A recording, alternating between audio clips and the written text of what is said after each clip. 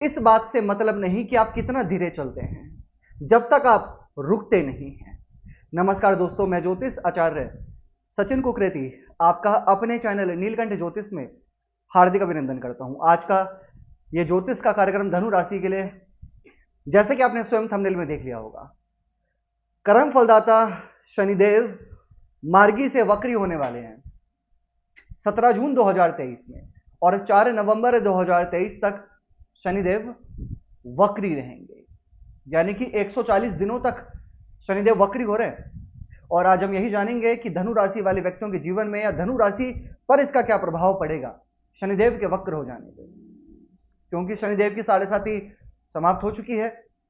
और हर साल दोस्तों, हर साल शनिदेव इसी समय पर वक्री होते हैं, जून के टाइम पे, और इतने ही लगभग इतने समय के लिए वक्री होते हैं। कुछ लोगों के मन में भ्रम होता है, कंफ्यूजन होता है ना कि वक्री वक्री शनिदेव क्या फल देंगे, अब क्या सब कुछ नेगेटिव तो नहीं करने वाले। आपके जितने भी भ्रम है, जितनी भी आपकी दुविधा है, जितनी भी आपकी शंका है, सब कुछ दूर कर देंगे। सबसे पहले मैं आपको बताता हूं वक्री का मतलब क्या होता है। दोस्तों, जब सूर्य, सारे ग्रह सूर्य देव की परिक्रमा कर रहे हैं, सूर्य चंद्रमा कभी वक्री नहीं होते। सूर्य से जब अधिकतम दूरी आ जाती है, 5-9 हाउसेस की दूरी आ जाती है, तो ग्रह वक्री हो जाता है और पृथ्वी के निकट आ जाता है तो उसे वक्री कहते हैं, यानी कि स्लो हो जाता है, वो अपनी गति के अनुसार ट्रांजिट नहीं करता। और मार्गी का मतलब होता है अपनी सही गति के अनुसार गोचर करना, और एक होता है अतिचारी, यानी कि अपनी गति से तेज गति में गोचर करना। और जब ग्रह वक्री होता है तो जिस हाउस में वक्र होता है उससे एक हाउस पहले का भी फल देने लग जाता है। जैसे धनु राशि से शनिदेव तीसरे हाउस में ट्रांजिट कर रहे हैं, तो सेकंड हाउस का भी फल अब आपको वो देने लग जाएंगे, दूसरे घर का। चलिए अब जानते हैं, यह कार्यक्रम जन्म की राशि चंद्र राशि पर आधारित है दोस्तों। और अगर आप मुझसे परामर्श लेना चाहते हैं तो सिर्फ चैनल के और वीडियो के डिस्क्रिप्शन में नंबर है, जो भी आपके कमेंट्स में रिप्लाई करते हैं वो स्कैम होते हैं, चेक कीजिएगा।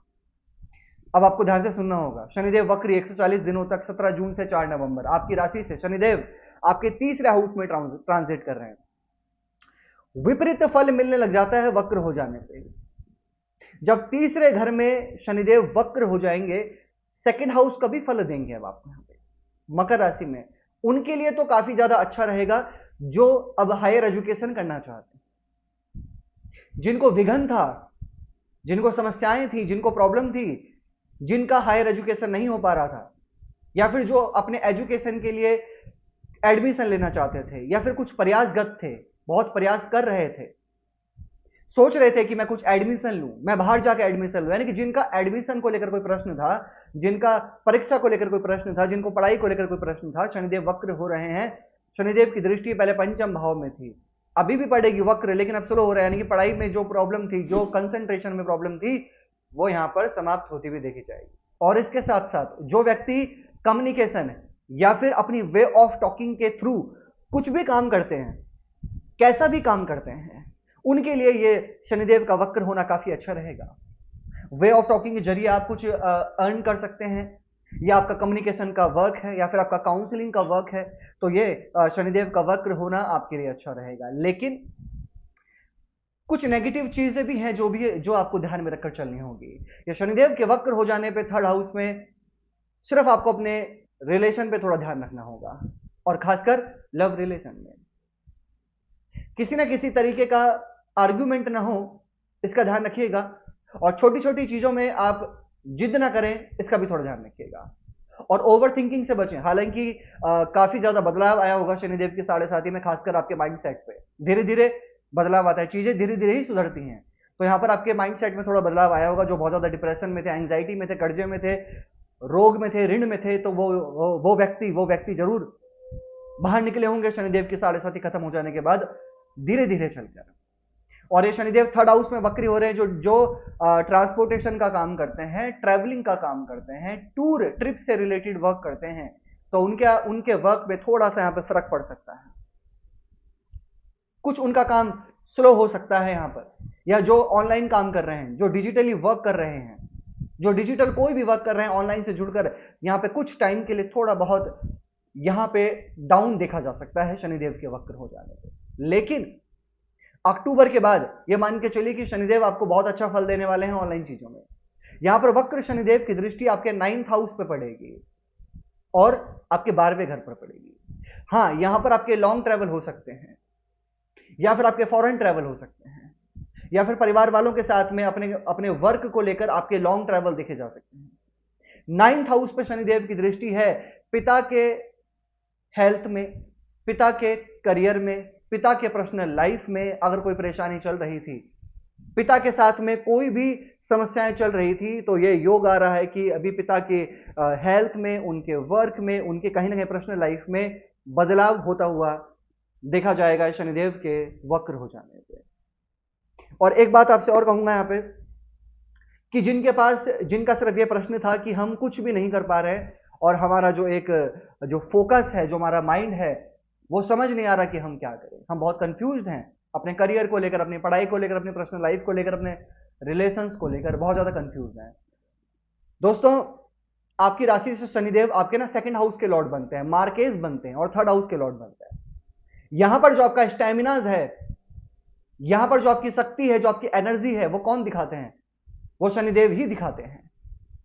यहां पर शनिदेव के वक्र हो जाने से थोड़ा आलस्य तो बढ़ेगा आपके अंदर, क्योंकि शनिदेव तीसरे घर के लॉर्ड होकर तीसरे घर में बैठे हैं और वक्र हो जाएंगे, यानी कि कोई भी काम करने को थोड़ा सा टालेंगे आप। लेकिन आपकी जो भी कंफ्यूजन थी ना, जो भी आपका माइंड सेट था कि आप बहुत ज्यादा कंफ्यूज थे, बहुत ज्यादा ही हेक्टिक में थे, धीरे धीरे चलकर उसका सॉल्यूशन निकलेगा, जरूर उसका सॉल्यूशन निकलेगा। आप बैठे बैठे अपने माइंड में एक आइडियाज लेकर आएंगे कि मुझे किस तरीके से अपनी लाइफ में आगे बढ़ना है, मुझे अपने किस तरीके से अपनी पढ़ाई को अच्छा बनाना है। ये बहुत सारे आइडियाज आपको देखने को मिलेंगे, लेकिन बस अपने आलस्य को थोड़ा सा त्याग दीजिए आप। ये शनिदेव आलस दे देते हैं व्यक्तियों के अंदर, क्योंकि तीसरे घर के लॉर्ड हैं। हाँ, 2nd हाउस का रिजल्ट देंगे। यहां पर जो एमएनसी कंपनी में वर्क कर रहे हैं, उनको प्रमोशन होने की पॉसिबिलिटीज काफी अच्छी दिखाई दे रही हैं। 2nd हाउस का रिजल्ट देंगे तो यहां पर आपकी सेविंग्स, जो आपका बैंक बैलेंस है, या जो भी आपका बैलेंस है, जो भी आपकी इनकम है, सेविंग्स है, वो कहीं ना कहीं यहां पर थोड़ी सी बढ़ती हुई दिखाई दे रही है। जो एमएनसी, खासकर जो एमएनसी कंपनी में नौकरी कर रहे हैं, उनको प्रमोशन होने की संभावना भी अच्छी है। और एक बात विशेष मैं आपसे कहना चाहता हूं दोस्तों, कि यहां पर आपको धैर्य रखने की ज्यादा जरूरत पड़ेगी। जल्दबाजी में कोई काम मत कीजिएगा और किसी पे भी बहुत जल्दी से ब्लाइंड ट्रस्ट मत कीजिएगा, उसका ध्यान रखिएगा। और दोस्तों के साथ में भी, अगर आपके कोई यार दोस्त हैं, कोई आपका फ्रेंड सर्कल है, तो वहां पर भी आप अपने आप को थोड़ा सा ऐसा नहीं कि आप बहुत ज्यादा ट्रस्ट करके चलें, क्योंकि अगर बहुत ज्यादा ट्रस्ट करेंगे तो कहीं ना कहीं किसी ना किसी तरीके से यहाँ पर आपका एक्सपेंसेस ज्यादा हो सकते हैं, लॉसेस हो सकते हैं, और कहीं ना कहीं सामने वाला आपका फायदा उठा सकता है। क्या उपाय करने चाहिए धनु राशि को अपने जीवन को अच्छा बनाने के लिए? क्या करना चाहिए? रोजाना गुरुदेव का बीज मंत्र करें, देवगुरु बृहस्पति का, ओम ग्राम ग्रीम ग्रोम स गुरुवे नमः 108 बार रोजाना। इसके साथ में विष्णु सहस्त्र नाम का पाठ करें, आप बहुत अच्छा रहेगा आपके लिए रोजाना। हनुमान चालीसा का पाठ करें, बहुत बहुत अच्छा है। और मंगल का बीज मंत्र फॉलो करें, ओम क्राम क्रीम क्रोम स भवाय नमः। क्योंकि दोस्तों, बीज मंत्र में, मंत्र जाप में बहुत ज्यादा शक्ति होती है, इतना किसी चीज में नहीं होती।